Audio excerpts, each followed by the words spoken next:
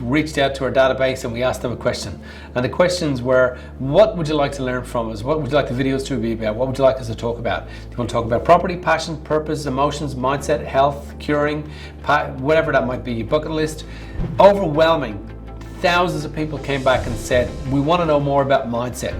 So what we've done now is we've put together that 4 video series that I was sharing with you, and the 4 video series, this is the first one in the series, so I'll just kick off with it right now. And when I talk about emotions, I don't want to talk about just a feeling. I want to get really, really deeper than that, because when people are watching videos, they want to get educated, but they want to get educated to a deeper level. They don't want the fluff and the flair of, oh, change your emotions and you can change your life. And yes, we do talk about that, but at the same time, it has to combine with a deeper sense of what emotions are. Because when you go into a deeper sense of what emotions are, you start to get into the mechanics of the machine. When you get into the mechanics of the machine, then you become the repairer, because you understand the dynamic of the machine. So there was some research done, and I then kind of reached out to some of our clients about that research that was done about meeting people and getting a feeling from people. And I'd read about that research. And some of it was done by the Hartman Institute in Boulder Creek, California. I wanted to understand then from people that I work with and people that I train and coach and teach. Have you ever sat in front of somebody and just never met them before, never heard of them, and they were just introduced to you randomly and you didn't feel too good about them? So they walked off after a meeting of 10 minutes, 5 minutes, an hour, whatever it might be, and you just get a shudder and feel, man, I don't get a good feeling off that person. Well, what we've discovered just recently is that the heart emits its own frequency. And that frequency is not connected to the frequency of our brain. And that heart frequency can be measured over a kilometer from our body. And it's 5,000 times stronger than the frequency that our brain emits. So when we come along and we meet somebody and they kind of give us a bit of a shudder, well, our heart center, the frequency of our heart center, is not influenced by the frequency of our brain. So it's its own kind of mini brain. And that frequency gives off a signature.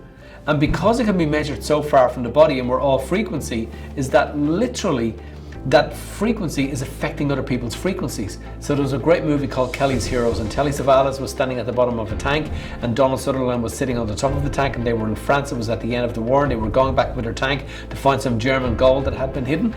And Telly Savalas yells up at Donald Sutherland and says, come on man, are you ready? We're going to rock and roll. We're going to move this tank. Everybody's leaving this way because the war is over. They're going back in this way to find this gold. And Donald Sutherland says, hey man, you're not giving me a good vibe. Well, how do we know back in the 1960s that this vibrational thing could be felt? Because in actual fact, we've known it since the ancients. The ancients told us that you got to listen to your heart.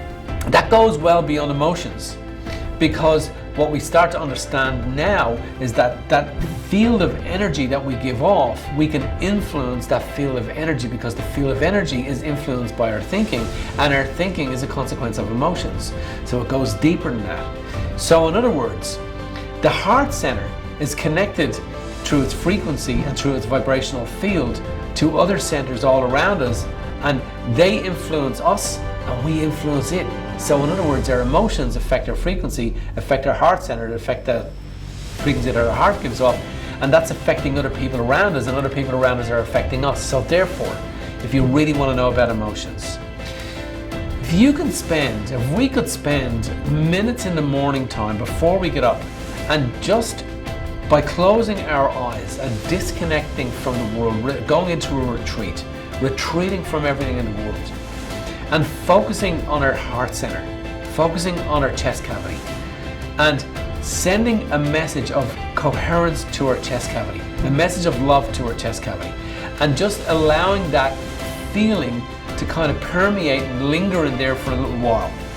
Well, we've gone way beyond the power of emotions now, and you've gone into the electromagnetic signature that is you, that builds you, that causes you, and that causes your life.